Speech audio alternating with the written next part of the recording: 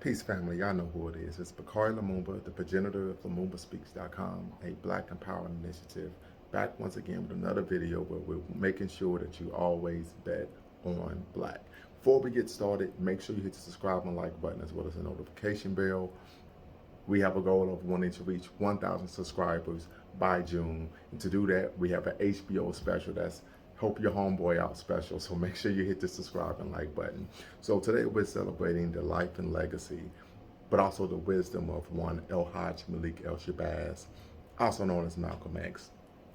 And we're celebrating his legacy and honoring his wisdom during a time, of course, of despair. As we all know, unfortunately, several days ago, a white supremacist gunman went to a predominantly black neighborhood in Buffalo, New York, at a supermarket and committed an atrocious act of violence against our people. And so I believe that when we talk about honoring the legacy of Malcolm X, we really need to walk in his wisdom. And in doing so, that means that we don't just celebrate iconic moments or post iconic photos of Malcolm, or even talk about our favorite quotes that he gave and made, but that we really live in his wisdom. And part of that wisdom that I want to discuss today is the wisdom of Malcolm regarding self-defense, right? Malcolm X, through numerous speeches, advocated that self-defense was not something in which he was being radicalized, or he was radical, or a situation in which he was a demagogue, as many people in the white media tried to state. He called it simply intelligence. I remember Malcolm would talk about how the only way you can enslave a group of people is you have to take away their ability to what? Be able to defend themselves, to be able to protect themselves. And he talked about that we had a constitutional right, an inalienable right, a natural right, a God-given right, or any other right you could think of to protect ourselves from the vicious and violent attacks that we received from, of course, the white supremacists. Malcolm also talked about, and I think this is very important, we talk about walking in the wisdom of Malcolm X, that he also stated that if the federal government was unwilling or unable to protect black life, then it was our responsibility to protect black life, right? And this goes to that aspect of being what? Self-determining, practicing Kuji Shakalia on a 24/7, 365 basis. And he mentioned that we should create rifle clubs. And I am familiar with a rifle club or a gun club in Texas, and it's the Huey P. Newton gun club, right? We could talk about the Black Panther Party for self-defense, and that when you talk about Huey Newton and the great brother Bobby Seale, they talked about that part of the basis for creating the Black Panther Party was based off the teachings of what? One, Malcolm X. I also think of the great work of Dr. Hassan Jeffries, right, who wrote the book Understanding and Teaching the Civil Rights Movement. He talked about that this concept of black people resisting white supremacy in an audacious manner, in a charismatic manner, but also in a violent manner, was actually the norm in black resistance, right? That this concept of nonviolence and satyagraha, as we know Dr. King borrowed, the Reverend Dr. King borrowed from, of course, Muhammad Gandhi, was actually something that was rather peculiar and deviated from the norm in terms of black resistance to white violence, right? A good example of that would be in the movie Rosewood, starring Don Cheadle, and a number of other Hollywood A-listers, in which they chose to stand and fight. Of course, they had to flee, but the mindset was that what? We could stand and fight. And so I think in walking in the wisdom of one Malcolm X, we know he's a father, he was a husband, he was a Muslim minister, he was a human rights activist, and more importantly, he was a Pan-Africanist that was in that great line of divine that started in the proto-Pan-Africanist era of the Maroon societies and, of course, the Caribbean, Florida, in South America to what we have today. And one of the aspects that Malcolm X believed in was African redemption at home and abroad. But we can't have African redemption if we're not alive. I know when I talk to my daughter about the importance of responsible gun ownership, and I implore all black people, if you can, practice your Second Amendment right, that we have to protect ourselves from nefarious agents that are seeking to do harm to us, right? That can be what? Foreign and domestic. Right, so when we talk about foreign and domestic, we know who the foreign agents are. These are non-black people who engage in what?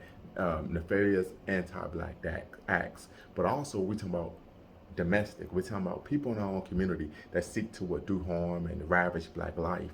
in America and of course throughout the African world. And I think of that iconic photo of Malcolm X when he's holding his rifle and he's looking out the window. He wasn't looking out the window seeking to protect his family from what the white supremacists or the alphabet boys, as they say.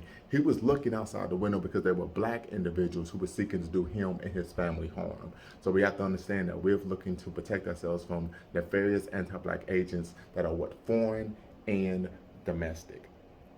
And so I just believe it's very important that when we celebrate the life and legacy of one El-Hajj Malik El Shabazz, that we're also walking in his wisdom. And that wisdom is that we must advocate self-defense. I believe wholeheartedly that we should be carrying every single place we go.